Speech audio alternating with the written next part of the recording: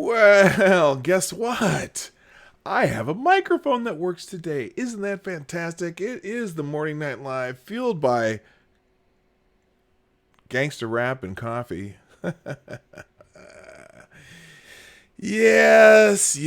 Well, we still don't know the results of the Iowa caucuses, but maybe sometime today we will. Although there's a certain mayor of South Bend, Indiana, who seems to think he's done pretty well.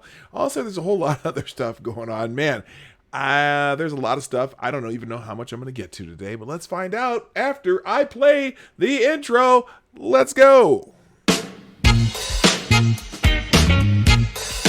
Ladies and gentlemen, coming to you live from the Lucky Dog Studio in a hidden location somewhere in the upper Midwest of the United States of America, it's a brother making his own way but with all the wrong opinions. Welcome to the Morning Night Live with your host, yours truly, P. Dog Night.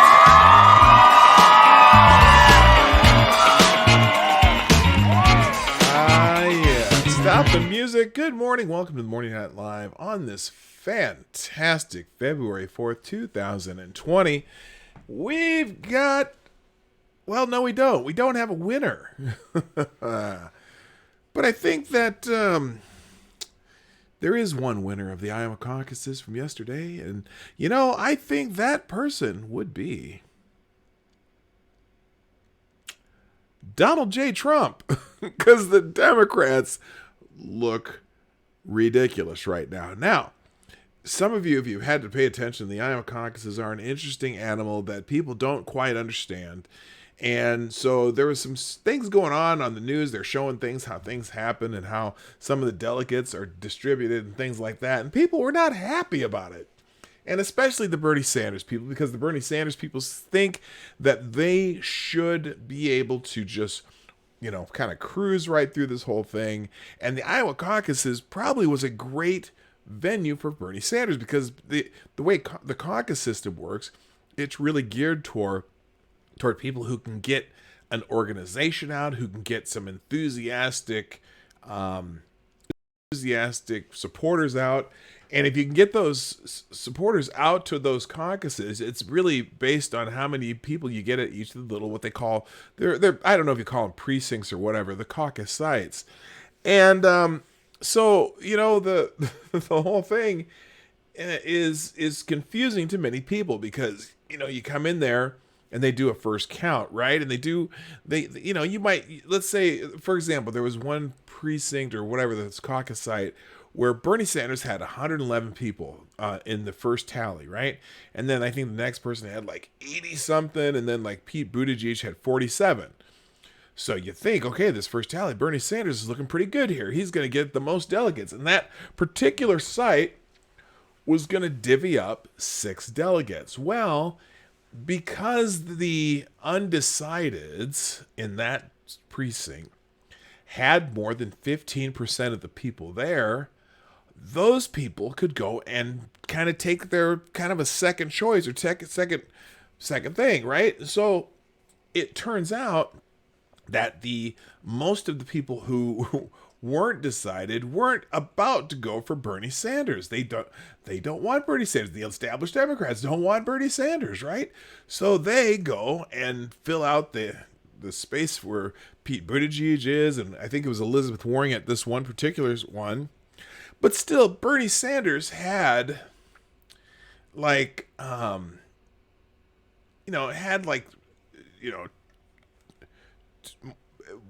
when you figure out the delegates, if you divvied them up, Bernie Sanders would have had 2.14 delegates, and then someone else would have had 1.87 delegates, and then Pete Buttigieg would have had like 1.51% of delegates. So even though Bernie Sanders had almost double the amount of people, even after they did the second tally, than Buttigieg, all three of them, Bernie Sanders, Elizabeth Warren, and Pete Buttigieg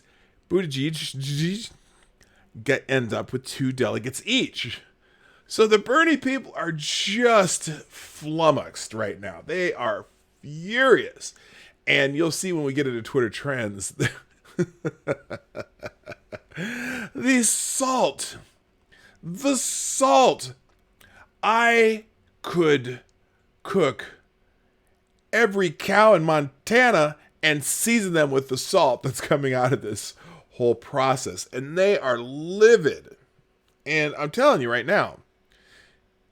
Oh, and the other surprise in Iowa, which, I mean, it's a surprise in a way, but again, I don't think he has that much organization. He has name recognition, and he's popular in national polls. And if it was just a single vote, in some states it would work because you don't. It's not about getting people out. It's about getting people out for 5 minutes versus 3 or 4 hours like they do in Iowa. Joe Biden did not do well at all, and there's not a whole lot of. He he may come in fifth in Iowa behind. Sanders, Warren, Buttigieg, Klobuchar. Okay, he comes in fifth in Iowa. Now, is he going to come in fifth in New Hampshire? Is he going to come in fifth in South Carolina?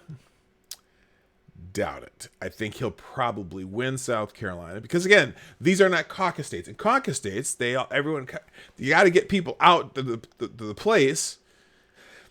And in Iowa, you're there for 3 or 4 hours. Man, I had one of my friends from college who was texting us talking about, he was out at a caucus site, and he's a Democrat, and he's out there, and just like it's just a grind. And in the one place, for example, the place where one of the places where they had a polling place, only 2 Biden supporters showed up. Like, only 2, and so they disappeared. They left. They're like, you know what? We're not going to stand around for this. And it's an interesting system. It's almost like, they talk about maybe having what you call ranked choice voting. Well, that's what the caucuses are like. You get your first vote, and then you figure out, okay, this candidate's not viable, or there's not enough here to there's too many people over here to not give them another chance. So we're going to give them another chance, and then they get their second choice. And that makes for some interesting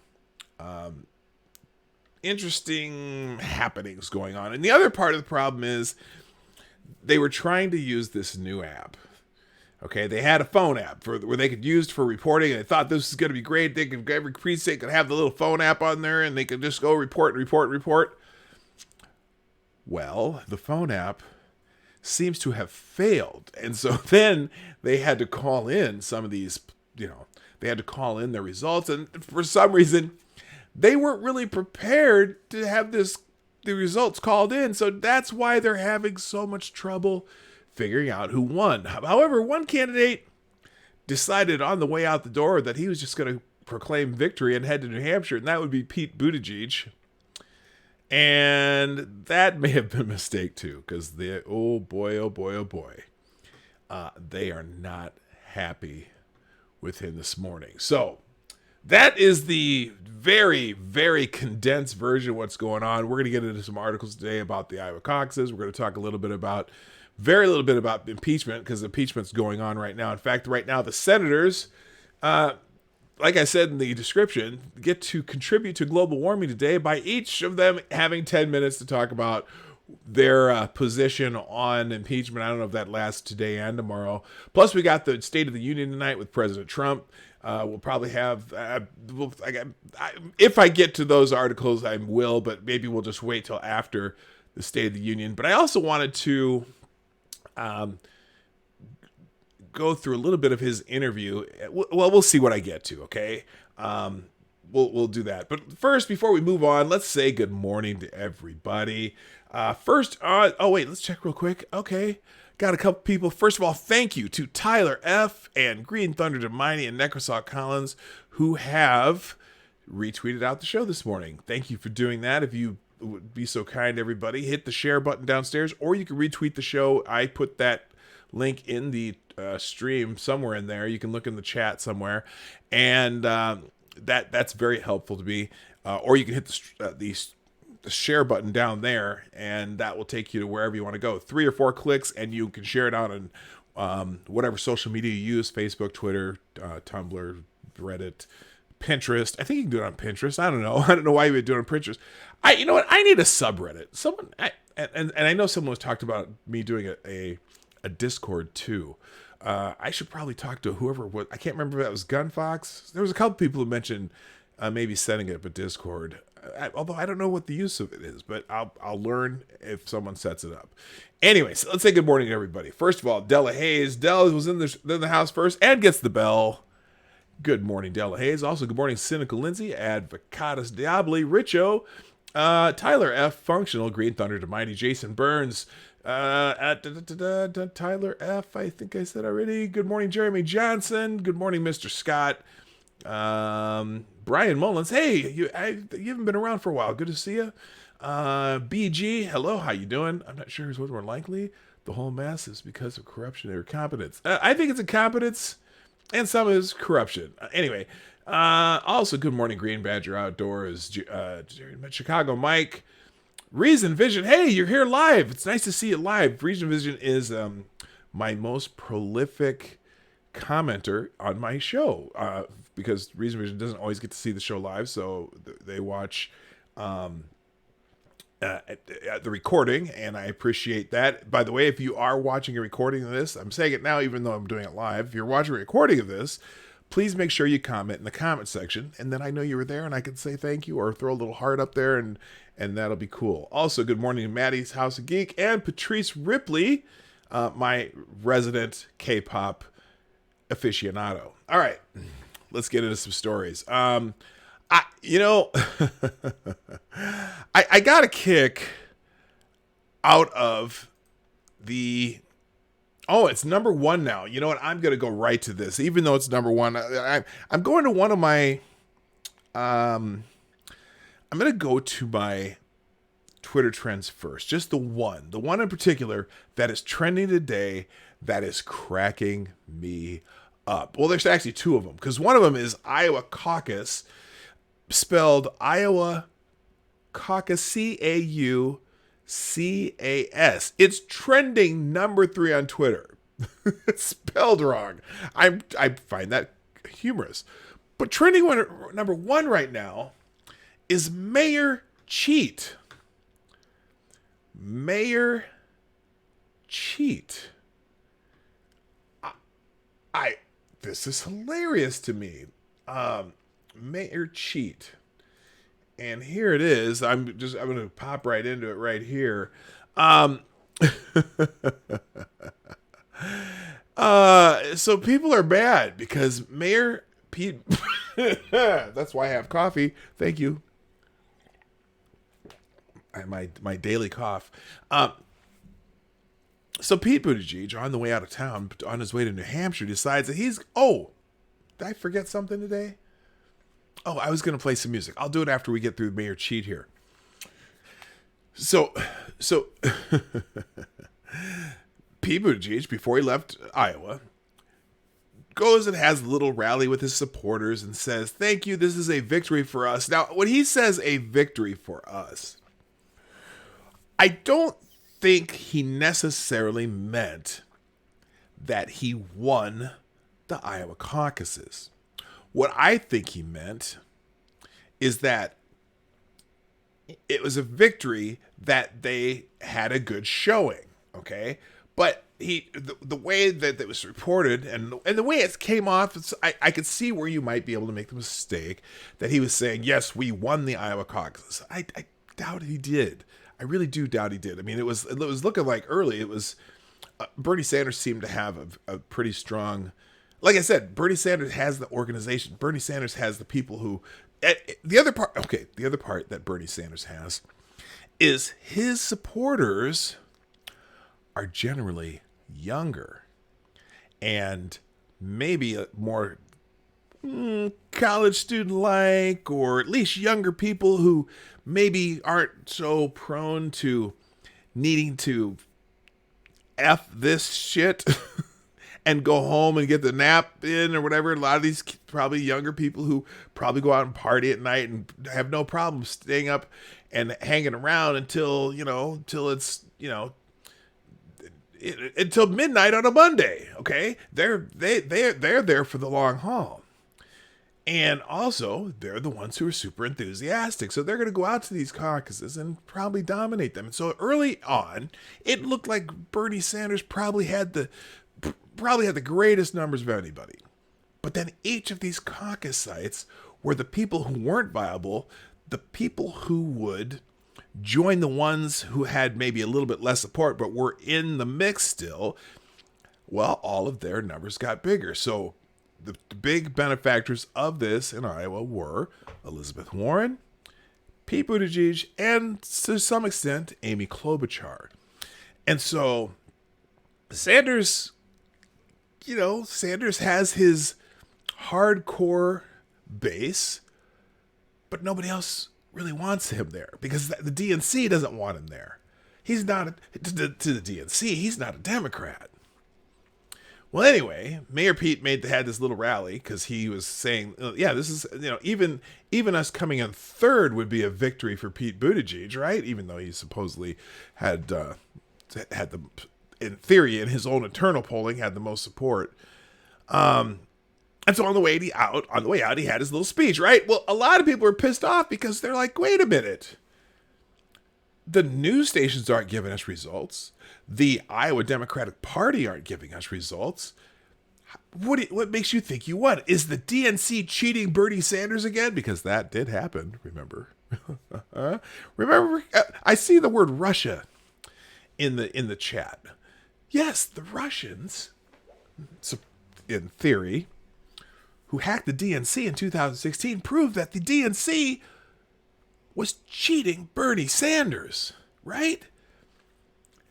Remember that? Because, we've talked about Russia for 3+ years, but you notice how the Democrats always talk about Trump Russia, but not what the supposed Russian hacks found out. Oh, was it that the DNC was putting thumbs on the scales for Hillary Clinton? Were they commingling funds with Hillary Clinton? Were they making sure the superdelegate process was in favor of Hillary Clinton? Were they cheating for Hillary Clinton? Were the debate questions given to Hillary Clinton? Because the DNC was cheating their ass off, right? So now they're going, wait a minute. Pete Buttigieg says he won. How does he know he won? Oh, wait a minute. So the app from someplace called Shadow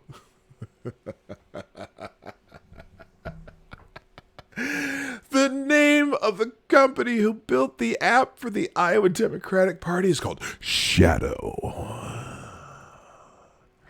Only the Shadow knows. So Shadow, apparently Pete Buttigieg has some kind of interest in this company Shadow. And now they don't know who won the Iowa caucuses, but Pete Buttigieg is leaving Iowa going, hey, we just had a victory.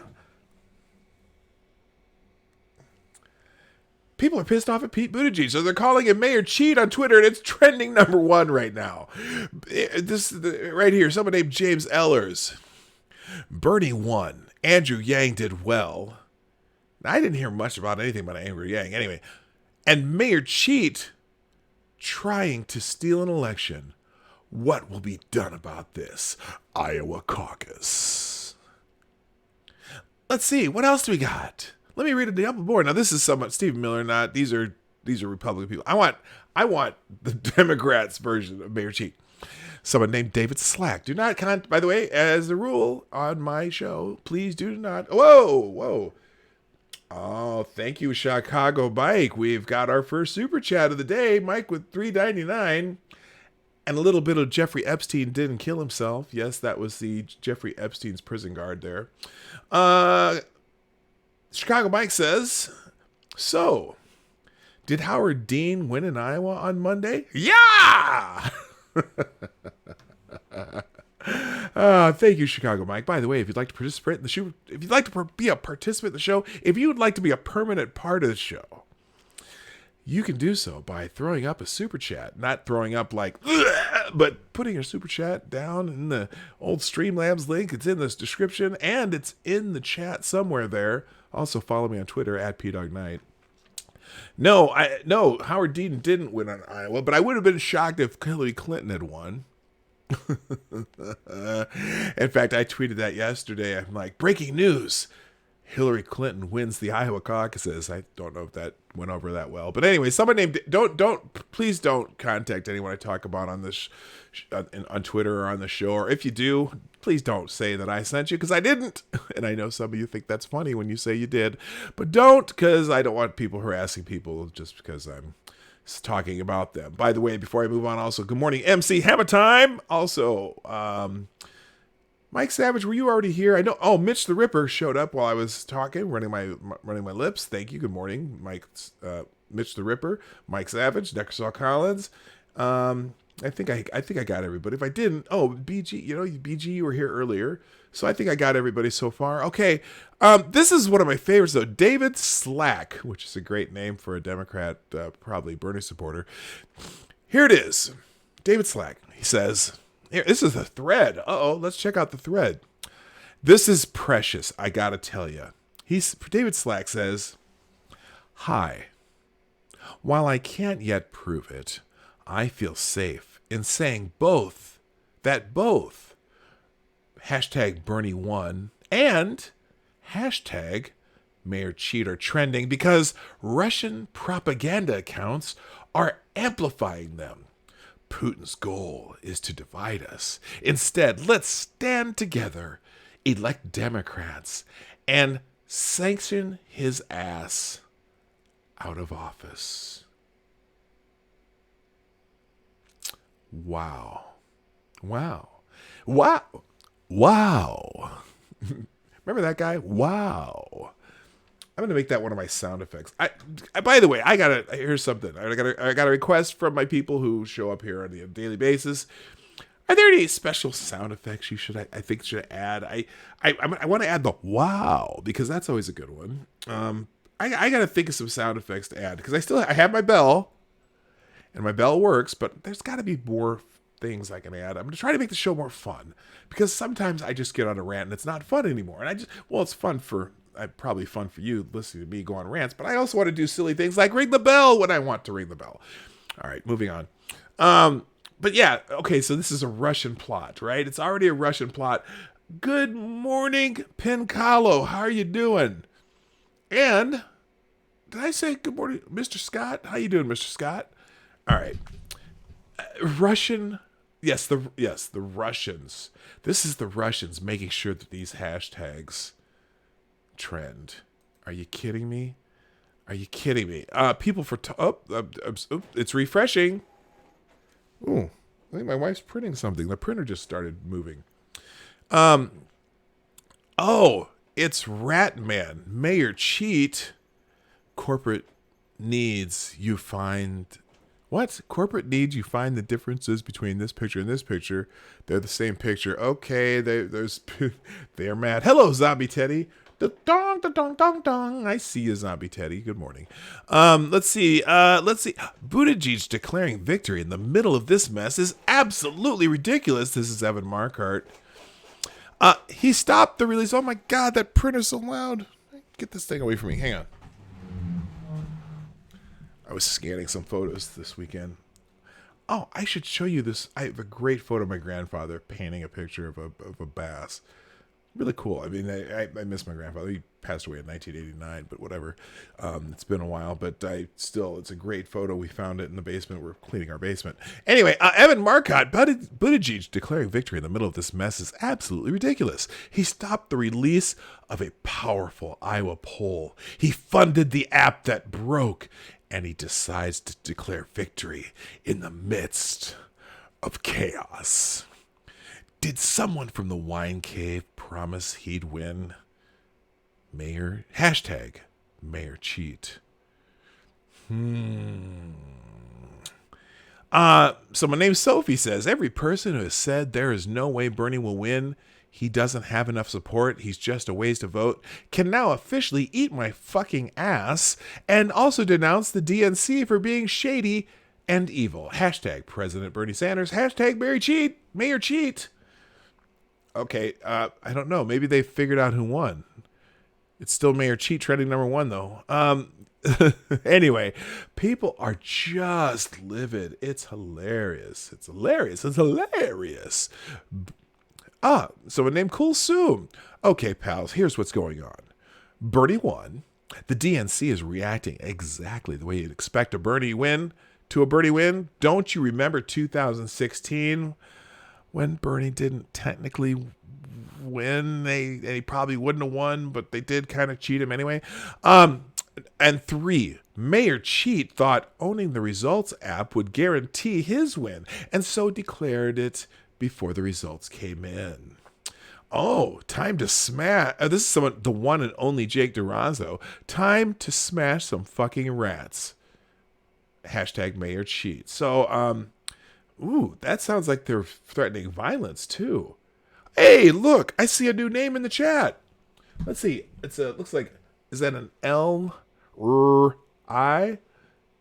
Look who paid for and helped design the DNC election app. That would be Mayor Cheat, of course, right? Oh, anyway, so yes, the Bernie people are understandably extremely wary of what the DNC is going to do. The DNC has been changing rules.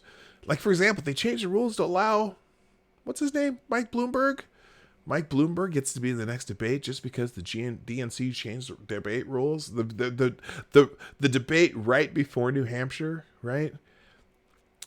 It's kind of funny too, because the president did an interview before the Super Bowl, which I haven't gotten to. I wanted to get to it, but who knows if I will. But he's they did this. Sean Hannity does the interview, and I personally, first of all, some people like CNN folks like Chris Eliza were complaining because, well, Trump always talks about Fox News and quotes their people. It's no wonder that Sean Hannity gets the interview, because Sean Hannity basically kisses his ass and he reciprocates. The reason that Sean Hannity got the interview is because when Fox has the Super Bowl, which they have the contract for, they get to interview the president beforehand. And before it was Bill O'Reilly, but you guys ran Bill O'Reilly. Bill O'Reilly, they ran his ass out of town. So that's why Sean got the interview. It's just because it was on Fox. Sorry, Chris Eliza, you were not going to get the interview on Fox News, dumbass. Anyway, so IRI, can you spell that out? Is it LRI? Spell that out phonetically for me so I can address you. But here's the thing. Bernie Sanders, you can't keep a good man down. Off to New Hampshire. Okay, good for Bernie Sanders. Now, I personally am not a Bernie Sanders supporter, but I also don't think he should be cheated. There you go. So, anyway, all right. Okay, enough of Mayor Cheat. We'll get back to that when we get into, what do you call it? Twitter trends. Twitter trends. Yes, we do Twitter trends on a daily basis, but open mic day. Oh, that's not this Friday. That was last Friday. I never changed that. You know what? I should change that real quick. Let's take the open mic day down, because that's not going to be every Friday, and it's not going to be this Friday, because I might have some guests this Friday. So let's change that on the cloud button, turn that off. Sorry, folks, that shouldn't have been heard. Okay, let's turn that one off. Thank you. Okay, no open mic day this Friday. You know what? The other thing I forgot to do, which I like to try to do, I better turn this down. We like to do a little thing around here called the funk, because I gotta have some background music. We'll see if it works out. Hopefully I don't turn it up too loud. Isn't being cheating. He shouldn't even be participating, as he isn't even a Democrat. IRRI. Okay, that's phonetic. It's IRRI, so it's a capital I. IRRI. Can I just say Erie? No? Well, we'll figure that out. Anyway. Good morning also, who's popped in the chat, to the gayest person on YouTube. Thank you for being here. You know who you are. Actually, that's your name. But you can call me Mr. Poopy Pants. Well, I'm not going to call you Mr. Poopy Pants. Come on now. All right, we have to have a little background music today. It is Wednesday, and it's always a good day to have some the little 70 porns vibe or whatever you want to call it. We like to have a little, but not that loud. Holy God! Let's turn this to it.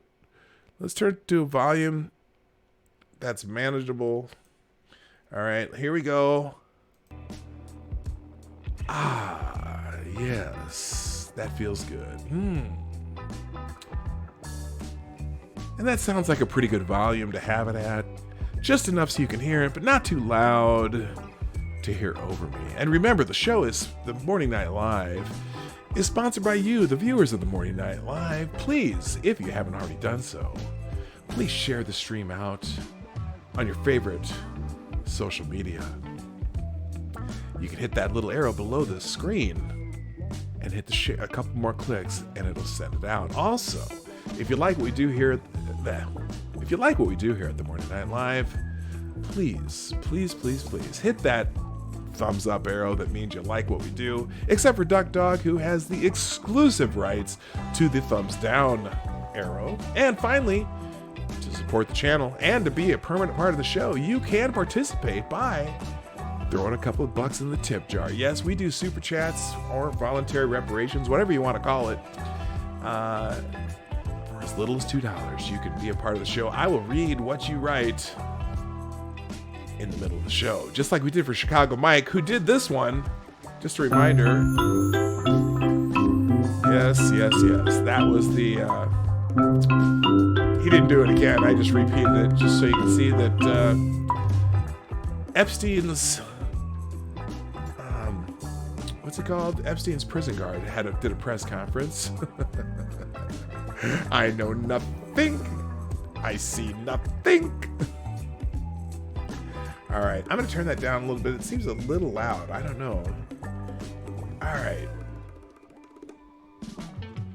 right, here we go. All right, let's get into a couple articles real quick. Should we talk about the disarray in Iowa? So here's the problem in Iowa. The results are frozen in Iowa because the reporting system is completely busted.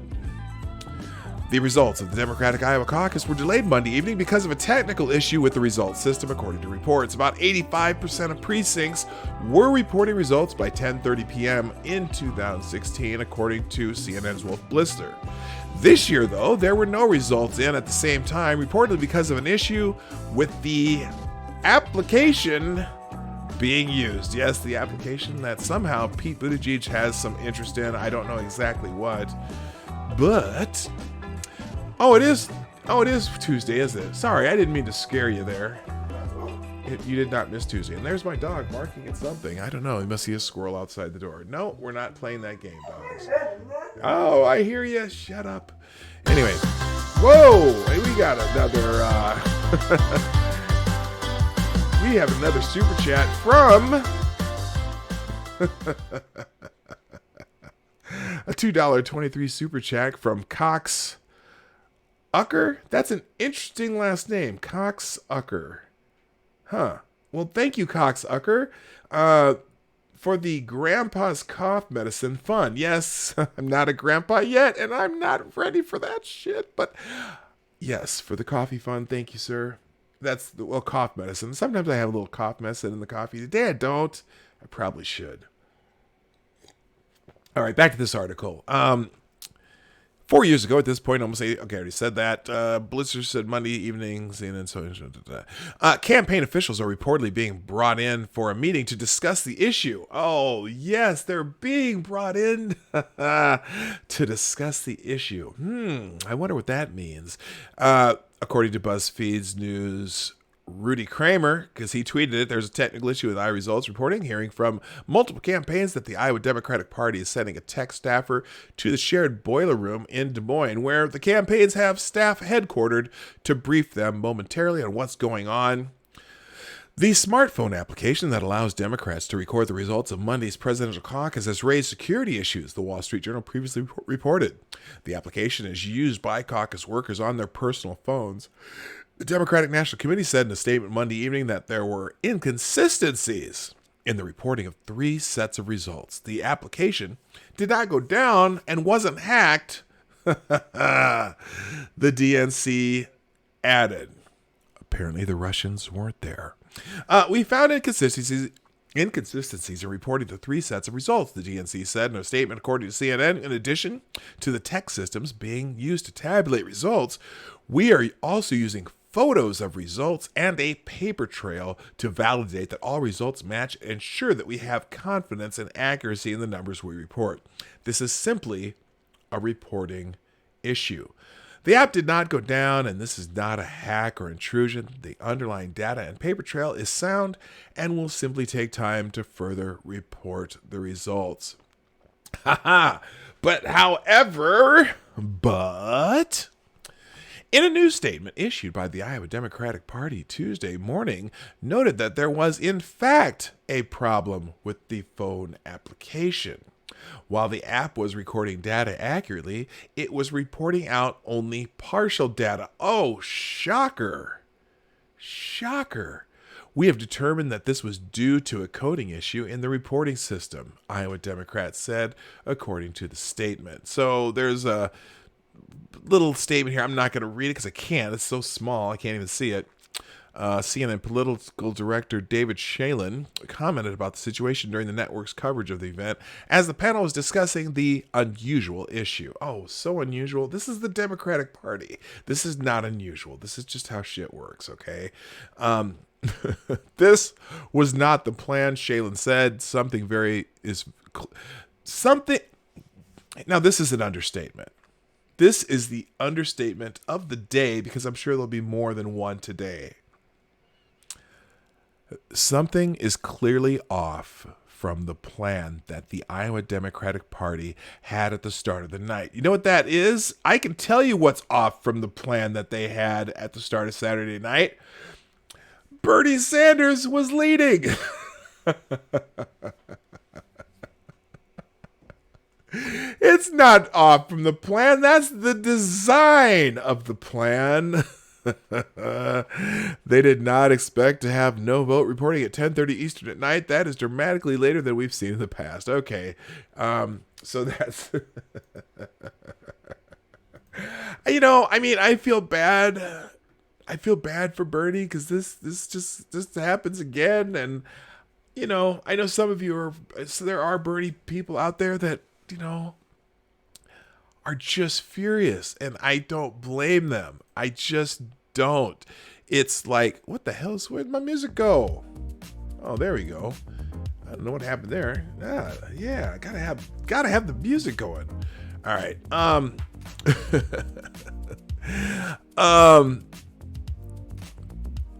Okay. This is.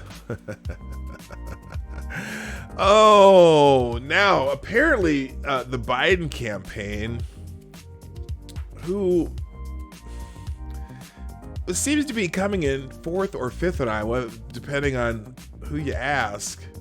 Well, they're not happy about the results in Iowa either. Now the Bernie people are mad at Pete Buttigieg, and everyone's mad at the Iowa Democratic Party.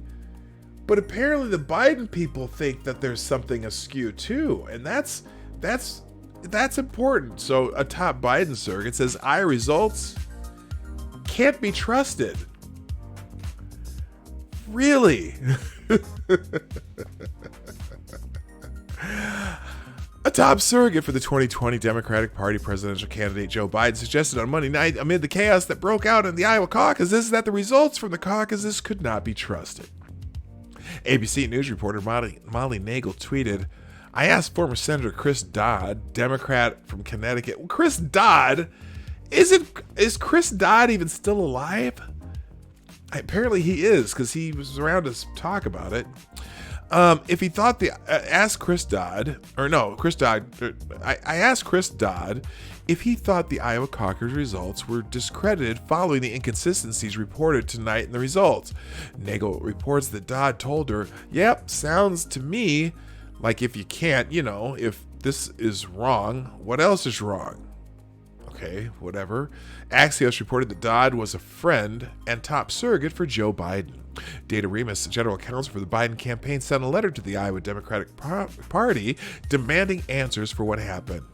Quote, I write on behalf of the Biden for President campaign regarding the considerable flaws in tonight's Iowa Caucus reporting system, the letter states. Yeah, the flaws were your supporters didn't show up for the Iowa caucuses. The app that was intended to relay caucus results to the party failed.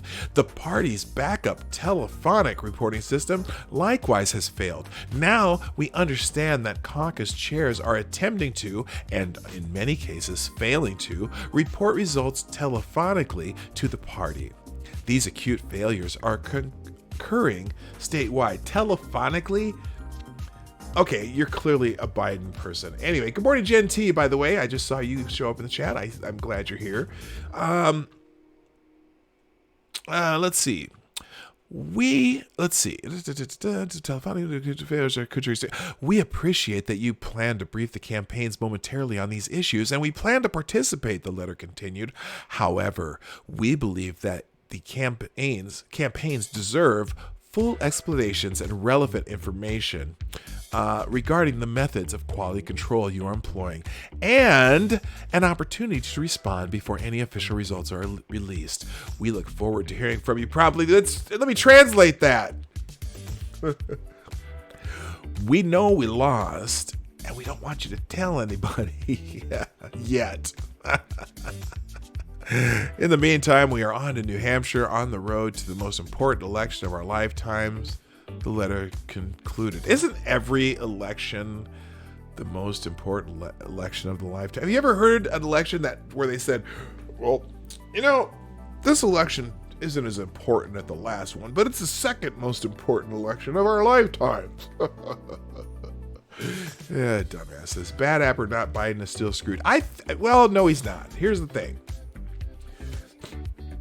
As I said earlier, the Iowa caucus system is about organization and also about stamina for being able to hang around at an Iowa caucus. I used to live in Iowa, and did it get old hanging around at the Iowa caucuses when you're trying to figure out a whole room full of people who are for a bunch of different other people. But there is, in a place where you just go and vote and leave, Biden still has the advantage because he still has the highest poll results. Now, the one thing that the Iowa caucuses could possibly do is show people that, with Biden not having a strong showing, it could either discourage Biden people or fire up Biden people, because Bernie Sanders, for all it's worth, now I don't have a problem with Bernie Sanders, although I would never vote for him because I just have a completely different philosophy on politics than Bernie Sanders does. But Bernie has been Bernie since Bernie was Bernie, okay? He's not changed. He's had the same thing. He's had the same ideas since 30 years in Congress, okay? And that's why he's pretty much stayed 30 years in Congress, because there's nowhere else that's good, in Congress and the Senate, okay? His chances of being president of the United States are zero. Like that, zero, okay? But he's consistent, he's honest, he tells it like it is for the most part. He's always been the socialist Bernie Sanders. Okay, socialist and people say he's communist, some people social democrat, whatever you want to call it. He's a socialist, okay? He always has been. Consistent. And there is a hardcore, small base of people who are fully supportive of Bernie Sanders, and they always will be. And they will always be strong. They'll always come out. But that works great in Iowa for Bernie Sanders because they are rabid, they're young, they're energetic, and they can hang around as long as they need to get that job done.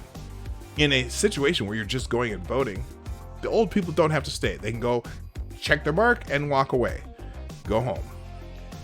That probably isn't the advantage of people who just have numbers, period. But it's also now the problem is you still got to get those people to come out. So it's tough because if they get discouraged because Biden comes in 4th or 5th in Iowa, but it's just Iowa, I'm pretty sure a lot of people just think, that's just Iowa. Iowa, small, fairly homogenous state. New Hampshire, another homogenous state, whatever. Each election, I'm talking to IRRI, who says each election the world falls more. So yes, each election becomes more important. Yes, they do. But I think Biden will certainly do well or decent. Probably come in as strong second or third in New Hampshire, although Bernie's going to dominate New Hampshire. But then you get to South Carolina. Bernie could come at 5th in South Carolina, but Biden probably is stronger in that South Carolina. But again, South Carolina is basically a red state, so I don't even know how much that matters. But he wins South Carolina, and in Super Tuesday, Biden will be very good. So all Biden has to do is stick around to Super Tuesday, and he'll be in the mix again. I think these early states, Iowa, New Hampshire, South Carolina, are really a test for Elizabeth Warren, Pete Buttigieg, Amy Klobuchar. The other 3 members of Fleetwood Mac. The whitest band on the planet.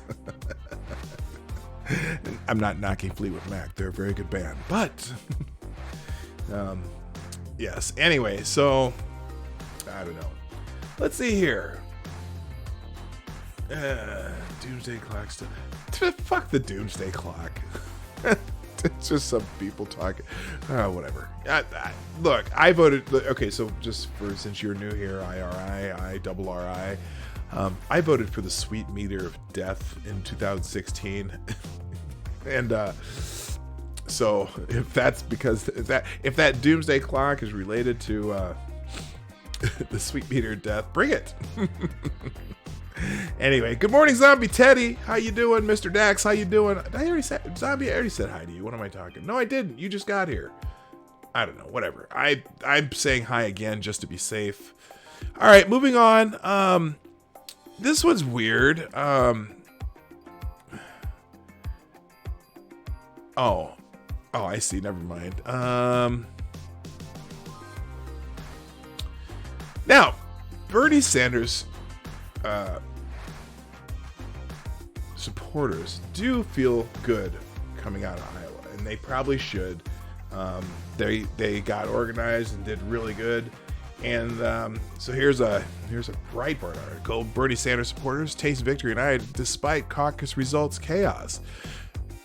Supporters of Bernie Sanders savored what they felt was a victory for their candidate in the Iowa caucuses, even though the state Democratic Party failed to report results. In most precincts, it seems Bernie finished number 1 or number 2, especially in the first tally. Now, I talked about that earlier. The Bernie Sanders showed up in the caucuses big time, but they always seem to be 1 or 2 in the first tally. But the way the caucuses work, it's almost like ranked choice voting. If your candidate doesn't have enough people to have 15% support in that caucus, then they make you go and pick somebody else. And so every time Bernie Sanders may have been finishing first on the first ballot, but then the people who were not viable, who were there for other people, went and joined other people. They didn't go and join Bernie, almost as a rule. So Bernie has a very niche group of very strong supporters. Okay, so that's going to be tough for Bernie Sanders, especially in a general election.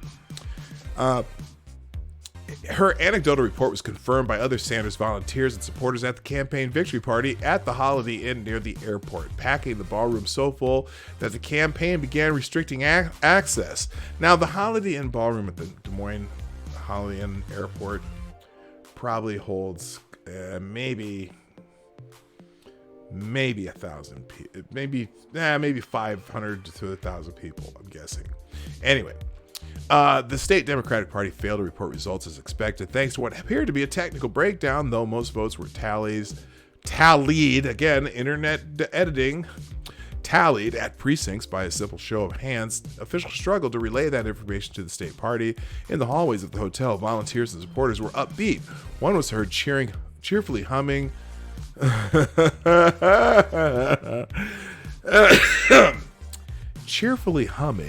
Solidarity Forever, the class's trade union song. But that did not dampen spirits in the Sanders camp, even though it may have robbed them of a chance to declare victory.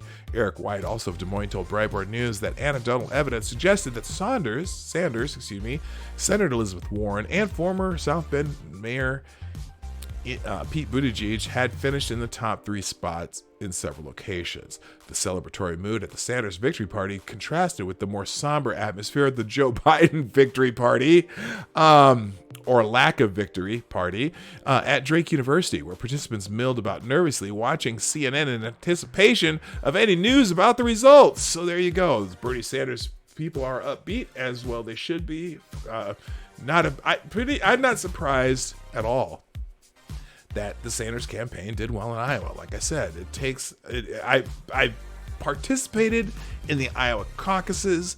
I know how they work.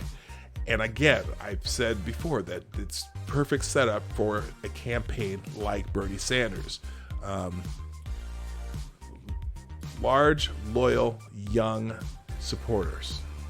All right. Okay.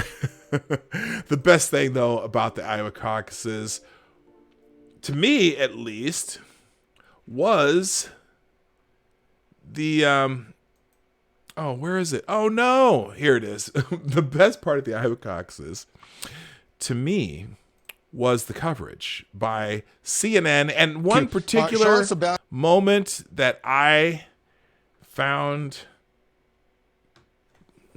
fantastic. Okay. I'm just going to put it on the screen, and we're going to play this because I think it's hilarious. And just listen to the end. It's 1:26. And the title of this article is Wolf Blitzer Single-Handedly Screws Up the Iowa Caucuses. Yes. Check your logic. I'm too lazy to look it up. Why is Iowa so important? Here, let me answer let me play this real quick, and I'll try to answer your question. Here we go. Is joining us right now from Story County. He's a precinct secretary out there. Can you hear that? What can you tell us about this delay in getting any results, Sean? Well, Wolf, I have been on hold for over an hour with the Iowa Democratic Party. They tried to... So this is one of the precinct managers, so to speak, who's trying to get their... Here, I'm going to start it over. It's one of the precinct managers he's talking to live, who's trying to put in the results for the Iowa caucuses. Here we go. Sean Sebastian is joining us right now from Story County. He's a precinct secretary out there. What can you tell us about this delay in getting any results, Sean? Well, Wolf, I have been on hold for over an hour with the Iowa Democratic Party. They tried to, I think, promote an app to report the results. The app, by all accounts, just doesn't work. So we've been recommended to call in. Hang on. I'm sorry to do this, but I have to turn off the music. The hotline and stop. Hang on. Let me turn off the music for this real quick. I'm going to pause the music so you can hear this. You have to hear the whole thing. Let's see where to go. Here we go.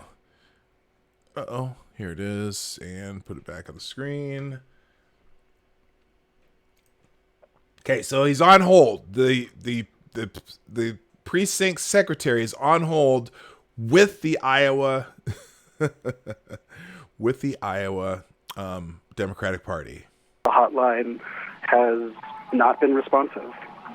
Have you gotten any explanation, Sean? Sean, have you gotten any explanation at all as to what's going on? No, I have not. No.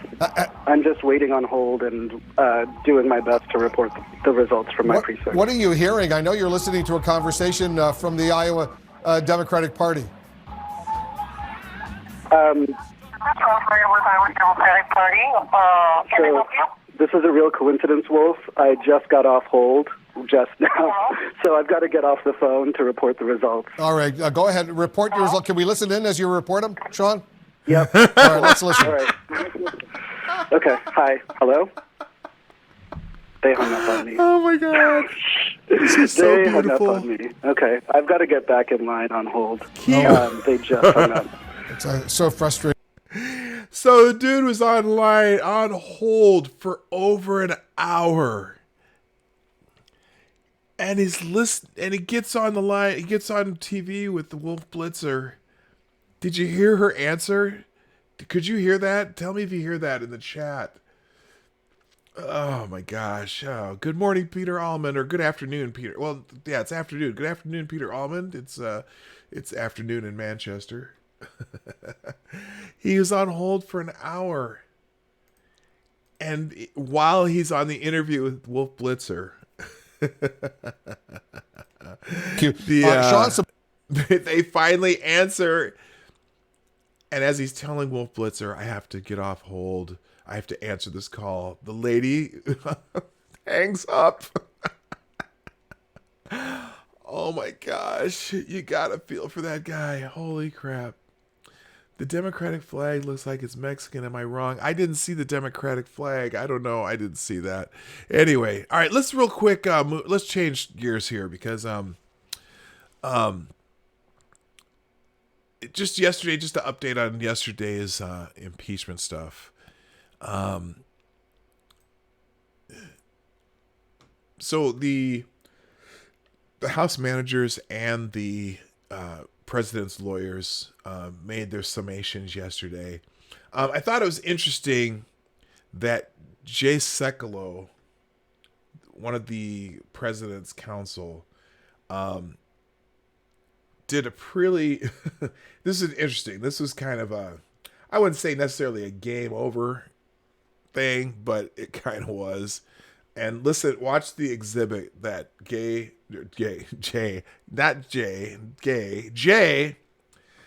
Sekulow puts up for the House managers here. What this body, for the body here. what this nation, and what this president has just endured, what the House managers have forced upon this great body is unprecedented and unacceptable. Is this it? I might have given you the wrong one. This is exactly and precisely what the founders feared. This was the first totally partisan presidential impeachment in our nation's history. Hang on, that might be the wrong clip. And it should be our last. What the House Democrats have done to this nation, to the Constitution, to the office of the president, to the president himself, and to this body is outrageous. They have cheapened the awesome power of impeachment, and unfortunately, of course, the country is not better for that. Okay, wrong clip. Sorry. We urge this body to dispense with these partisan articles of impeachment for the sake of the nation, for the sake of the Constitution. All right, let me actually show you the one that I meant to show you now, since that was not exactly What it. this body... Stop that.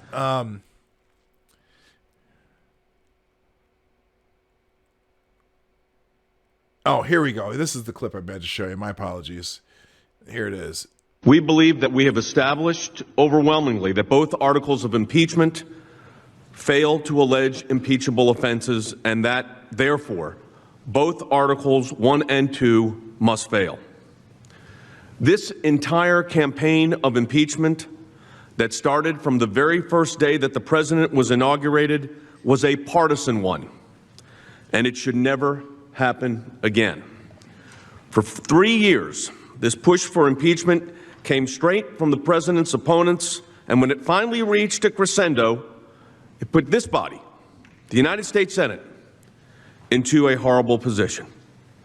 I want to start by taking a look back. On the screen is a graphic of a Washington Post headline on January 20th, 2017. The campaign to impeach President Trump has begun. This was posted 19 minutes after he was sworn in. I also want to play a video where members as early as January 15th, 2017, before the president was sworn into office, were calling for his impeachment. Now this is what I wanted you to see. I want to say this for Donald Trump, who I may well be voting to impeach. I think that Donald Trump has already done a number of things which legitimately raise the question of impeachment. And I will fight every day until he is impeached. I rise today, Mr. Speaker, to call for the impeachment of the President of the United States of America. The main reason I'm interested is not so much to win the Senate, which is a byproduct. It's because I think he's committed impeachable offenses. He needs the scarlet eye on his chest. But if we get to that point, then yes, I think that's grounds to start impeachment proceedings. So we're calling upon the House to begin impeachment hearings immediately. Why do you think that President Trump specifically should be impeached? Well, there are five reasons why we think he should be impeached. On the impeachment, Donald Trump, would you vote yes or no? I would vote yes. I would vote to impeach. Because we're going to go in there, we're going to impeach the motherfucker. I introduced articles of impeachment in July of 2017. All I did yesterday was make sure that those articles did not expire. I'm concerned that if we don't impeach this president, he will get reelected. It is time to bring impeachment charges against him. My personal view is that he richly deserves impeachment. One of the members of the House of Representatives said, we're bringing these articles of impeachment so he doesn't get elected again. And here we are 10 months before an election, doing exactly what they predicted. We believe that... All right, so anyway, yeah, it's not like they have been talking about this ever since the beginning of his ever since he won. I mean, the day after he won, they were talking about impeaching him. So, you know, and the way the Democrats did this was just... The second article of impeachment probably should have just been immediately dismissed because they didn't go through the normal legal processes of you know it. Just because he's the president of the United States doesn't mean he doesn't have the right to go to court over certain separation of powers issues, and they did not do that. They were in too much a hurry. They wanted it to be done by Christmas so they could do it before the campaigns now. And they knew, they had to know that was their weakest argument. So anyway, also, what else? Interesting that they also recycled some points from the Mueller impeachment trial, or impeachment hearings, I should say. Democrats recycle talking points from Mueller report. For impeachment trial, Democrats have repeated phrases like cover-up in describing the Senate impeachment of Donald Trump. They also repeatedly argued that Trump's alleged obstruction of Congress is worse than Nixon. These arguments are presented as if they spring up from the facts of the impeachment case about Ukraine. In fact, Democrats have been using the same talking points for months, long before the Ukrainian call. In May, Speaker of the House Nancy Pelosi claimed that Trump was carrying out a cover-up because the administration would not release all of the details behind Special Counsel Robert Mueller's report, including grand jury materials, which they are not entitled to by law. That's my own little aside there. That the government was not allowed to provide without a court order. I got to do Nancy Pelosi voice. We do not believe that it is important to follow the facts. We believe that no one's above the law, including the President of the United States. We believe that the President of the United States is engaged in a cover-up, Pelosi said, according to The Hill. Likewise, in April, House Intelligence Committee Chairman Adam Schiff told ABC News this week that President Trump's alleged obstruction, as described in the Mueller report through the White House, provided millions of pages of documents, made hundreds of witnesses available, and never exerted executive privilege, was worse than what President Richard M. Nixon did. Schiff linked Trump to Russia, despite the fact that Mueller found there was no collusion. Quote, the obstruction of justice in this particular case is far worse than anything that Richard Nixon did. The break-in by the Russians of the democratic institutions Hold on there, Shiffy boy. They didn't break into democratic institutions. If the Russians hacked the DNC is a private entity, not a democratic institution. Anyway, a foreign adversary far more significant than the plumbers breaking in the Democratic headquarters. Well, wait a minute. The Democratic computers, Democratic headquarters, is that the same? I don't know. So yes, I would say in every way this is more significant than Watergate, except the Mueller report said no evidence of conspiracy or collusion or coordination or any of that stuff. Anyway, months later, Pelosi's shift and the Democrats would again use cover-up and Nixon applying old talking points to allegations. Anyway, we knew that. Let's see. Let's go on to something completely different before we... What is that noise? Oh, Lady Boomer's up and she's talking on a speakerphone. I couldn't figure out what that noise was. Finally, let's finish on one a little bit different note. So, Michael Bloomberg is running ads for his campaign, and apparently he's made a minor error in choices. Just a minor one. Michael Bloomberg ad uses Obama-era footage of caged migrants to criticize Trump.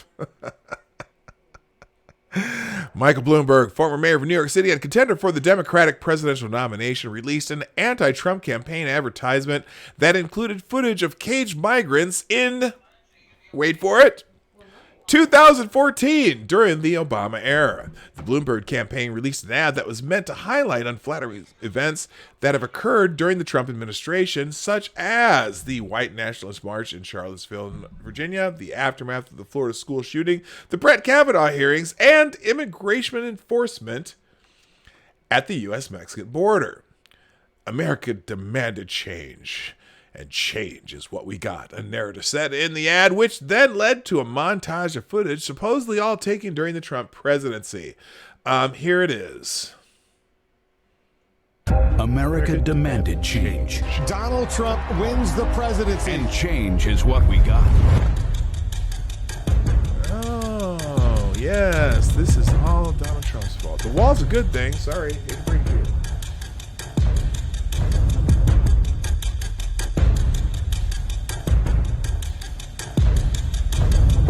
Yeah, really? Hold on. Now, I'm really looking at this ad. Now, wait a minute. We'll go through it in a minute. Ladies and gentlemen, the best is yet to come. And old ice cream boy is going to be that change. You know, Michael Bloomberg is starting to get some shit from Democrats now, too, by the way, because he's kind of... well, they're kind of calling him an oligarch and things like that. That's kind of funny to me, actually. I don't get it. The two billionaires trying to buy their way into the Democratic primaries. Oh, wait, it's working. I'm waiting for that debate with both Michael Bloomberg and Bernie Sanders on the same stage. That's going to be interesting because, Steyer's a non-entity. And it's funny because when he tried to go introduce himself to Bernie or say hi to Bernie when Bernie and Elizabeth Warren were having that thing, and Tom Steyer comes up, hi Bernie, I just wanted to say hi, and Bernie's like, yeah, whatever, hi, dude, good, okay, whatever. Anyway, so the campaign, this is black to this article. The campaign took direct aim at the Trump administration's immigration enforcement measures, clipping images of Border Patrol agents doing their job and featuring footage of detained migrants. However, a review by the Daily Caller News Foundation found that one still image used in the ad was taken in 2014 during the Obama administration. This one right here. Donald Trump said he was going to bring change to his country. He did. Super Bowl. This is Mike Bloomberg. There's the picture of the ad. The DCNF compared this image to a photo taken by Ross D. Franklin for the Associated Press in June 2014. The picture which the DCNF, which is the Daily Caller News Foundation, obtained from Getty Images, was taken inside the Customs and Border Protection facility in Nogales, Arizona. Franklin's picture is featured below. A simple comparison of the two images can prove they are in fact the same. For example, the crossed legs of the individual laying down in the Bloomberg photo is the same as the cross-legged individual seen in the middle of the Franklin's photo. The placing of the three mats near the head of the individual are stacked in the exact same position as well. In the background of both images, one individual with a black shirt is seen sitting next to others with white shirts. Additionally, a row of 5 individuals with white shirts are seen sitting together, their backs turned to the camera, at a table in both images. The DCNF, that's hard to say. I always want to say DNCF. DCNF, Daily Caller News Foundation, reached out to Julie Wood, the spokeswoman for the Bloomberg campaign, about the image, but did not receive a response. This is not the first time the Obama-era footage of caged migrants has been mistakenly attributed to the Trump administration. In an announcement about inhumane treatment at the border in July 2019, Democrats on the House Oversight Committee tweeted out the same Getty image. They deleted their tweet following a online ridicule, which they deserved because, these are the Obama kids in cages this time. Oh, there you go. So anyway, I want to go through this ad, though, by Bloomberg because I just want to see this again because I'm thinking here, we're going to stop it and just go through it here. Okay, so that was the end of that. America demanded change. Okay. Donald Trump wins the presidency. And change is what we got. So first he goes to Charlottesville. Did somehow Trump support this? I don't think so. In fact, I think he specifically said that these were not the fine people he was talking about. Just say it. Okay? This dude right here, do you think this dude right here will ever get a job again, though? How many times have you seen this picture of this dude? I think he might have to change his hairstyle and grow a beard or something so no one recognizes him. All right, anyway, here we go. All right, so we got Border Patrol now. Yes. What exactly is negative about the border wall, border fence, border, whatever you want to call it? Anybody? Can anybody tell me what's negative about this picture? It's not like we didn't already have border wall, border fencing in certain areas. It's just we don't have it all the way across the border, right? So what is he saying is bad about this? I don't know. It's been there. And okay, so and what's immigration enforcement? Is that wrong? Is there something negative about border enforcement? I don't know where you're going here, Mike. Okay, and then so then the images of let's go back. The images of from some of these from 2014. Okay, this is nothing new. Yep, this is all from that 2014 picture. That was during the Obama administration. Okay, so apparently this is a policy we've had before. Next. Now, I don't know what this is. This is, okay. Interesting. So this is probably the aftermath, I'm guessing, of perhaps a mass shooting or something, school shooting. Is there anybody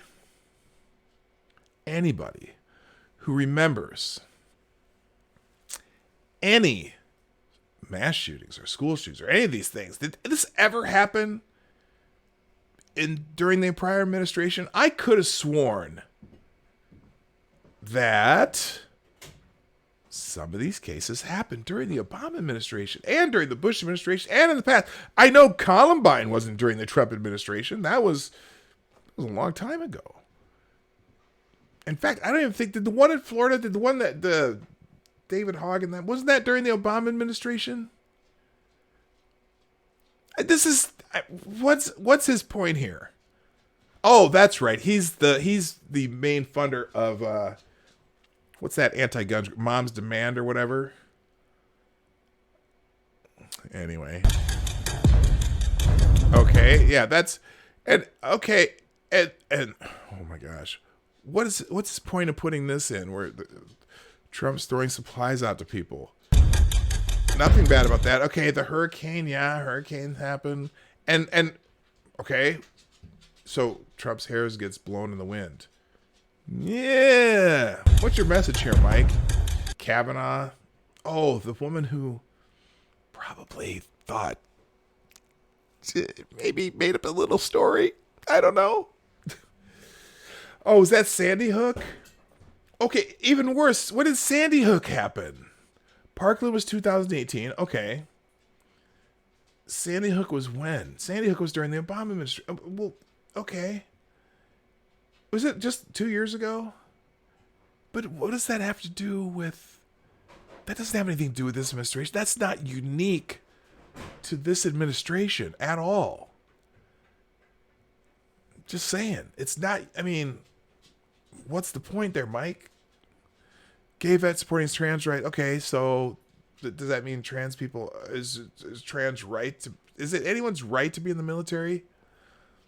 Is that is that the point here? You know, there's a lot of reasons why you can't be in the military.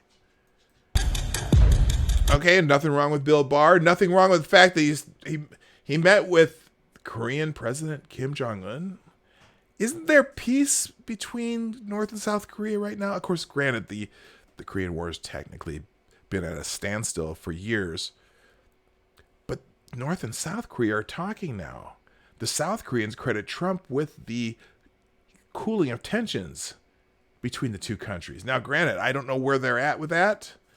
I don't know what Kim Jong-un's doing now, but is the fact that the South Koreans give Trump credit for easing tensions between the two countries significant? Bloomberg, where are you going with this? Yeah, he met with Putin. Okay, you want a picture of every president who's been around since Putin's been around shaking hands with Putin? Okay. And ladies and gentlemen, the best is yet to come. Not a good ad. It's not a good ad. I don't know. Okay, defeat Trump. That's his only purpose? Because let's just say this now. Mike Bloomberg's not going to get the Democratic nomination. Yes, you heard it here first, people. All right, enough of that. Let's get into Twitter trends, and then we got to get out of here because it's that time. Oh, by the way, before I move on again, thank you again, RVA, for tweeting out the show. I appreciate that. Explicit Graphics and MC hit the like button, I see. And Pause, what is this? Oh, and MC. Okay, you retweeted the show. I'm not sure. And WWWANPAUS. I don't know who that is. But if you're here, thanks for retweeting the show. I appreciate you. Also, Maddie House of Geek, thank you for letting people know that the show is on. All right, let's get into Twitter trends. Let's check the Explore tab real quick, see what's at the top. Oh, not good news for Shannon Doherty.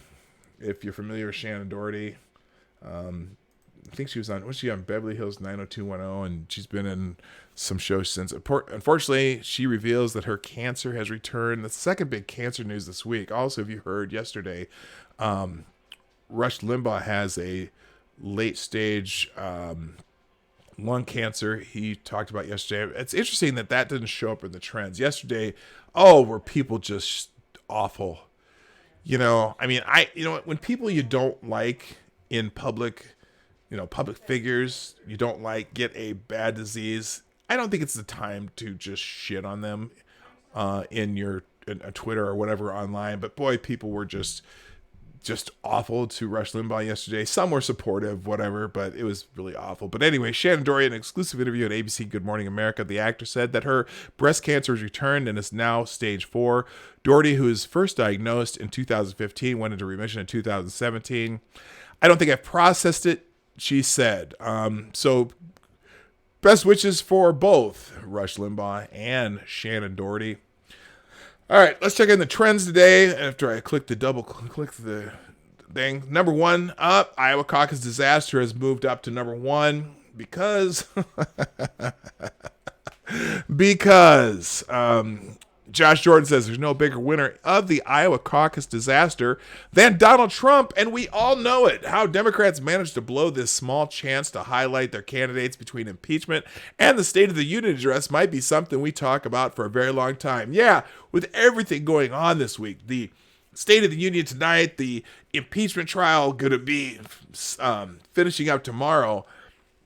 It's just hilarious that they blew this so bad. Sean Hannity, the Fox News host, says Iowa implodes Trump campaign. They can't even run a caucus, and they want to run the government. Even worse, they want to run your health care. Oh my gosh. So that's his article on Hannity.com.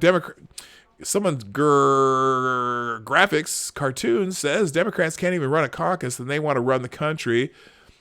Same thing, cartoon Ship of Fools. Here's their cartoon of the day, if you can see that.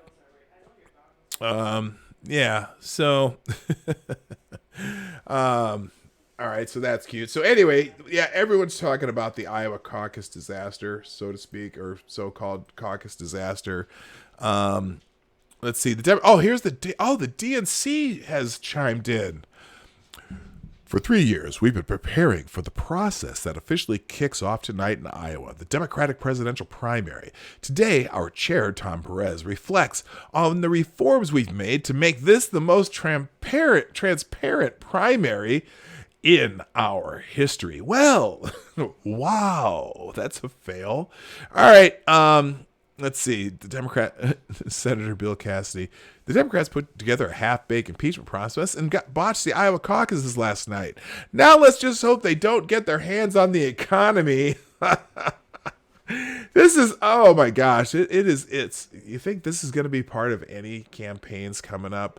All right, moving on. Number 2, working on, it's World Cancer Day, and it's, you know what a terrible day.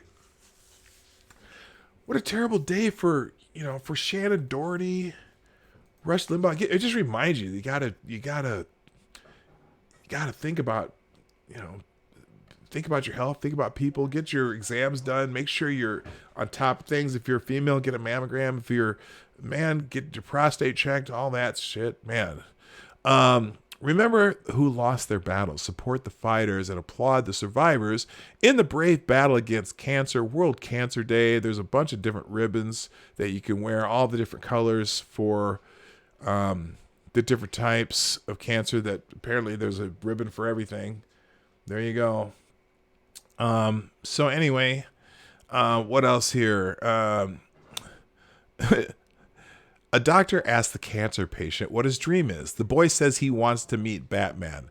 And the next day, the doctor dresses in the superhero's costume and fulfills the child's dream. Oh, isn't that cute? The doctor came as Batman. I'll skip the music here. I should put my music back on. Isn't that sweet? Isn't that sweet?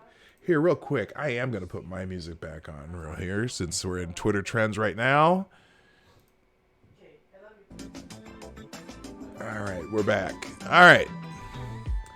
And moving on. So we worry, it's World Cancer Day. Let's see. What happened to my... Oh, I'm in the wrong one. That's why. Here we go. All right, moving back. Trending number 3, Mayor Cheat. We already talked about that. Let's see what the latest is happening on Mayor Cheat here. Oh, good morning, Smarty Bear. I am glad you're here. Welcome. The Independent says Buttigieg branded Mayor Cheat after declaring himself victorious in Iowa caucus without any results in. Here's the article from the Independent. Let's see if it'll let me read it.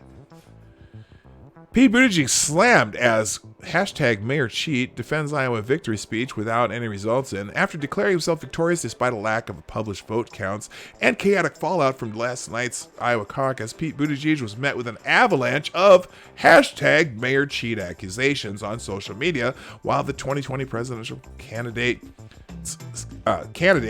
untangle results following a reported disastrous following a reporting app's disastrous reporting errors. Mr. Buttigieg held a rally late Monday telling the crowd that an improbable hope became an undeniable reality. He said, "So we don't know all the results, but we know by the time it's all said and done, Iowa, you have shocked the nation because by all indications, we are going on to New Hampshire victorious." Now that sounds a little different than I heard before. That does kind of sound like he made it sound like he won, doesn't it? The former mayor of South Bend, Indiana, also has been widely accused of using his campaign to halt the release of anticipated poll results traditionally released the day before the caucus. Mr. Buttigieg's campaign reportedly forced the cancellation of survey results from the Des Moines Register, along with an hour-long special on the poll on CNN, after one respondent reported that Mr. Buttigieg was not read from a list of candidates. His declaration of victory inspired a Mayor Cheat hashtag invoking his Mayor Pete nickname, surrounded by a rat emoji. Oh my gosh. Oh, anyway, yeah, that's Mayor Pete's getting the business today. All right, moving on. Let's see. Iowa Caucus spelled wrong. This is what I was talking about. Iowa Caucus spelled incorrectly is trending number 4. Iowa Caucas. Iowa Caucus. Has there any news? Iowa Caucus app was, this is another one. Public Citizen says, Iowa Caucus app was engineered in just the past 2 months, was not tested at statewide scale, was not vetted by DHS cybersecurity agency. Why is the department, why in God's name would the Department of Homeland Security vet a private Democratic Party's app for their caucus votes? That's not the Department of Homeland Security's deal. Who cares? They're a private entity. That's not. Oh my gosh. Yes, let's use the government to take care of our cybersecurity after we've already had a problem with our DNC servers getting hacked. It's Department of Homeland Security's responsibility to take care of our political party. Go to hell. Oh, Dean Obadiah, this is hilarious. If you think Trump or his Russian BFF Vladimir Putin are behind the Iowa caucus disaster, it's only reasonable given we know both Trump and Russia hate American democracy. But as of now, there's no proof either were behind it. Hashtag Iowa caucus. Dean Obadiah, Trump hater extraordinaire. What an ass. All right, moving on. What's next? What else we got? What else we got under the trends today? Tuesday Thoughts, as opposed to Tuesday Thoughts. Oh, Seth Rich, yes. I know that name. I'm just reading some of the chat right now, and I'm chuckling. Top of Tuesday Thoughts. Again, I said this already. Liberty Nation says Rush Limbaugh has made an incredible impact on journalism as a radio personality, conservative political commentator, author, and former television host, according to L.C. Silveritz. Right, reeling over Rush Limbaugh news. Announced he... Okay, here, let's just real quick. I'll read the lead on this one. Rush Limbaugh announced on his nationally syndicated radio show his recent diagnosis of advanced lung cancer. So I have to tell you something today that I wish I didn't have to tell you. It's a struggle for me because I had to inform you of my staff earlier today, he said. I can't help but feel that I'm letting everybody down. Limbaugh had informed his listeners over the years that he smoked from age 16 through 30. Since then, he smoked cigars. In a career he touted as being filled with the greatest satisfaction and happiness, Limbaugh was in 2018, the world's second highest paid, behind Howard Stern, radio host, reportedly earning $84.5 million. Recently, Limbaugh signed a long-term contract, and the deal was announced unofficially by President Trump at a rally in Miami last month. We have great people, Rush just signed another 4-year contract, Trump said. He just wants 4 more years, okay? Yeah, it's that's sad. I mean, cancer is a bitch.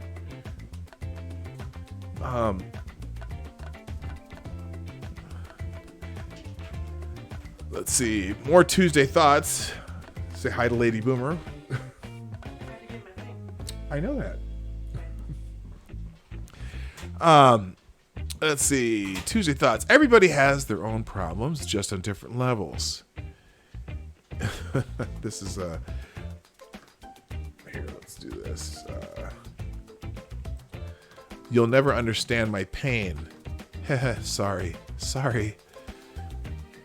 Yes, everyone has different levels of issues. And finally, Richo, you might recognize this animal. Have an awesome day, cheekies. Is that a wombat? Is it a little wombat? Yes, it is. Okay. All right. Moving on. No more Tuesday thoughts. Iggy's trending with Memphis. Looks like, let's see. If not traded, Iggy's camp needs to be a bit careful they don't burn bridges to the point he gets Ben Gordoned. Charlotte cut him in March 2nd on a few years ago, a mere hours after playoff eligibility deadline, just to nuke his chances of signing with a playoff team. So is it Iggy? What's his? I can't remember. I can't say his name. Anyway, Steph Curry and John Morant going back and forth on social media. John engages with tweets about Andre Iguodala in Memphis. Steph posts Iggy championship pick to IG story. Ja responds with a pic of KD and a championship trophy. Apparently, Iguodala might be going to the Grizzlies. So anyway, that's what that's about. Moving on, Rosa Parks is trending today. Not the actual Rosa Parks, but apparently... wait a minute. Rosa Parks and Harriet Tubman when they catch Nikki in heaven. What? No, the F. She didn't say, "Oh, you bitches, Rosa Parks, go get your ass up, Nikki," during Black History Month. Today is Rosa Parks' birthday. That's why she's trending. Happy 107th birthday, Rosa Parks. An organizer, civil rights activist, sexual assault investigator, and more. Parks is widely known for her refusal to give up her seat to a white man on a Montgomery, Alabama bus on December 1st, 1955. I did not know that she was I never heard of her being a sexual assault investigator. I thought she was a librarian, but I don't know what that means. Anyway, and then somebody said something disrespectful on her birthdays, or Nicki Minaj apparently. So next, there you go. Moving on. Shannon Doherty, we already talked about Shannon. Dembele, sports trending. Sounds like a soccer player name to me. Let's see. Yep, Dembele potentially out for the season. Suarez also out until the end of season. Carlos Perez loaned out to Roma. So Barca's attack is basically, this is soccer. I'm done with that line. Moving on. Clerks 2 is trending. Why? I don't know. When you wake up and see Clerks 2 trending, you expect something about the movie. I assume Clerks 2 is trending because the opening scene is perfect. A perfect metaphor for everyone logging on this morning to check in on Iowa. Maybe that is what it is, where he opens the door and everything's on fire.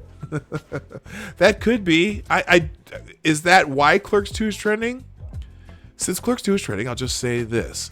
One of the many things that made Clerks 2 great is that it told the truth about those boring-ass Lord of the Rings movies. Okay. And you get the inevitable Denzel Washington. Oh my gosh, thank God. Nobody knows. The best thing about Clerks 2. Okay. Nobody knows why it's trending other than that fire. So we're going to move on. Because I got to get finished here. Here we go. Acronym is trending. The word acronym. I'm going to guess this is going to be something to do with something Trump tweeted, maybe? It's in politics. Who knows why? Click. Oh, never mind. A reminder that the Democratic firm behind the Iowa Caucus debacle, Acronym, that's the company name, also launched a fake news website under the Courier Newsroom name to push political messaging disguised as journalism. Do not trust. Oh, is that what? Okay. Shadow reportedly is Shadow, an affiliate of Acronym, a Democratic nonprofit founded in 2017 to, quote, educate, inspire, register, and mobilize voters. According to its website, Shadow started out as Ground-based, a tech developer co-founded by Gerard Niamira and Krista Davis, who worked for the tech team on Clinton's campaign for the 2016 Democratic nomination. The need for shared fact-based discourse is essential now more than ever. That's why we're investing in Courier Newsroom to help counter misinformation with facts and reach audiences online with quality local news that promotes civic participation. Okay, so people are starting to talk about Acronym as a dark, bloody super PAC group. Acronym, the company behind the app responsible for the Iowa Caucus chaos, also created a network of deceptive websites designed to look like journalism, but were actually Dem propaganda machines. They were operated by Obama-era operatives. Remember what they do? They did something like made propaganda legal or something. I don't know what it was. Oh, government made propaganda. Anyway, that's why Acronym is trending. I don't need to see that anymore. Does anyone really care? What does Acronym stand for? Good question, Green Thunder Mighty. Oh, I never answered the question earlier from Check Your Logic. What was that? You asked me something about why the Iowa caucuses are so important. You know what? Check Your Logic and anyone else who cares. The Iowa caucuses are important only because they have traditionally been the first vote in the primary season for the parties, and they have always positioned themselves to be first, along with New Hampshire. And other than that, that's kind of it. They've traditionally been first. Some people hate it because they're both very small and very homogeneous states, so to speak. But it is what it is. They've been first, and so all the candidates make a big deal out of making it to Iowa and New Hampshire early in the race, and South Carolina's next, and then the Super Tuesday states. So I don't know. It's just always been that way, and there's a lot of people who want that change because there's too many white people in Iowa. Anyway, moving on. Number 14 trending. President Bernie Sanders.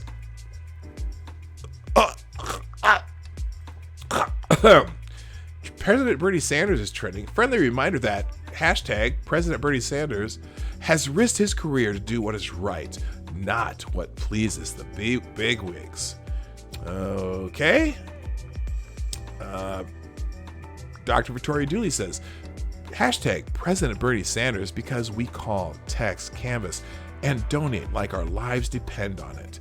Keep up the good work, team. I'm so proud to be a part of your Bernie family.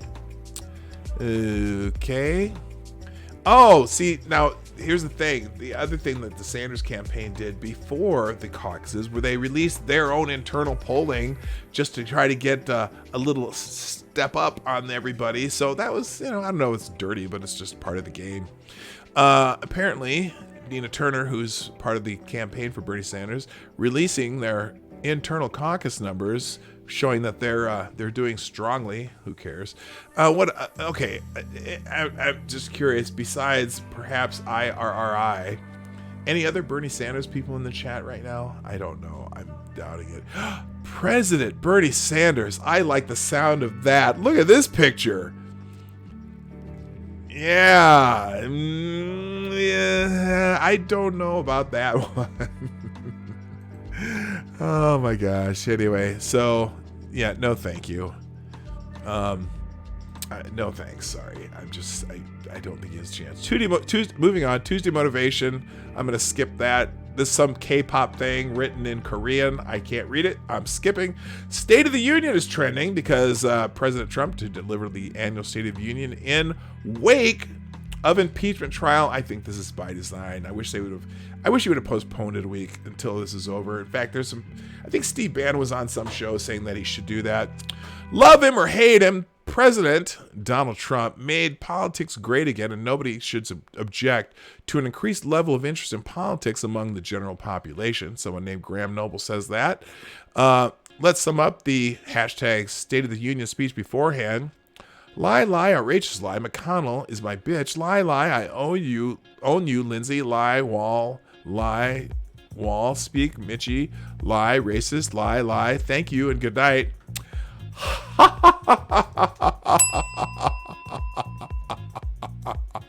Isn't that special? Or not. Anyway. Here's Middle-Aged Riot says, retweet this if you think Nancy Pelosi should invite John Bolton to the State of the Union address. Hashtag State of the Union. Wouldn't that be cute? Aw. Peter Dow, another Trump-hating dude. Hashtag cancel State of the Union. Oh! Interesting, because Nancy Pelosi invited Trump to do the State of the Union. Peter Dow says, cancel State of the Union. If Trump is a danger to our Constitution and democracy, that hashtag Pelosi and Dem leaders say he is, why is he getting to grandstand in front of the nation? Well, Peter Dow, Trump is still your president and will be at least till January 20th, 2025. Moving on. So the State of the Union is tonight. We'll talk about that tomorrow. State of the Union is also trending number 18. So we'll skip. And last but not least, we'll finish with strange reasons to call out sick. Now, in where I live, you say you call in sick, but some places you say call out sick. So in the chat, we'll do a little poll. All you have to write is the word in or out, but do you call in sick or do you call out sick? Just in or out, okay? And let's do the couple here. Reason to call out sick. My emotional support animal doesn't feel like putting up with my shit today. For another reason to call out sick. I got coronavirus. And all the Heinekens have masks on. Okay. Here's a reason, because everyone else is sick and I don't want their damn germs. That's pretty good. My eyes hurt. I can't see myself coming in today.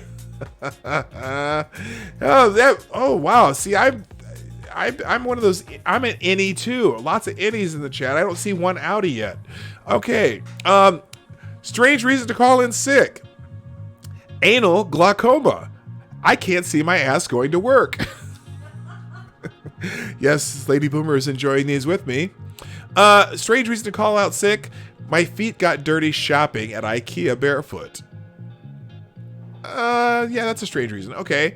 To make my boss miss and appreciate me. Aww. That's so sad. My weighted blanket is holding me hostage. Slipped, tripped, and accidentally sat on Fuseli jelly. What the hell? I have no idea what that is. That's racist. I know, isn't it? Strange reason to call out sick. Trump is the voice on your GPS and now you're lost. Okay, that is funny. If you were watching yesterday, we talked about how President Trump's tweeted out congratulations to the Kansas City Chiefs and the great state of Kansas. Now, he immediately deleted it and corrected it and put the great state of Missouri, but that's why that's funny. Trump is the voice of your GPS and now you're lost. That's a good reason to call in sick. And finally, let's find one other good funny one. Okay, strange reason to call in sick. I've come down with a mysterious illness that only affects me during working hours. There you go. All right. Oh, I cheated on my work boyfriend with my McDonald's boyfriend, and now he knows. All right. So that's the funny hashtag of the day. Ladies and gentlemen, that's it. I got to go. Thank you so much for being here on the Morning Night Live today. We're here Monday through Friday, 10 a.m. Eastern, 9 o'clock Central, 3 p.m. GMT for people in other parts of the world. Hey, Johnny Hellcat and Ginger Power, I didn't see you, but now I do. Welcome to the show, and thanks for being here. Please, if you haven't done so already, there's only 25 likes, the thumbs up button. So if you haven't done so already, please hit a thumbs up, unless you're Duck Dog, of course. And if you like what we do, share this out. Make sure if you're watching this on replay to make a comment in the comment section so that I know you were here. And finally, you can support the channel by hitting that Streamlabs link in the description down below. If you do something off show, well, I'll read it in the next show. But I read all my super chats, and every Streamlabs donation does get a place where you can speak your mind, and I will help you speak your mind on the show. So thanks again for being here. I really appreciate you. Thanks. Oh, especially Chicago Mike and Cox Ucker. That's a great name. Thanks for your super chats today. I appreciate you. Ladies and gentlemen, I gotta go. My name's P-Dog Knight, and I'm out of here. Have a fantastic day. Hey, this is P-Dog Knight, and thank you for watching today on the P-Dog Knight channel. If you have an observation or remark you'd like to make about this video or my channel, I absolutely welcome you to write it in the comment section down below. I really look forward to hearing from you. And before you go, if you like what you saw but you're not already subscribed, please make sure you hit the subscribe button and definitely click that bell that pops up afterward so you'll be notified when I post new videos or when we go live. I broadcast my live show, The Morning Night Live, Monday through Friday at 10 a.m. Eastern, 9 o'clock Central. A special thank you to all supporters of this channel who share our videos on social media and who make donations through the Streamlabs link, which is also in the description down below. Thanks again, and until next time, I'm P-Dog Knight, and I'm out of here.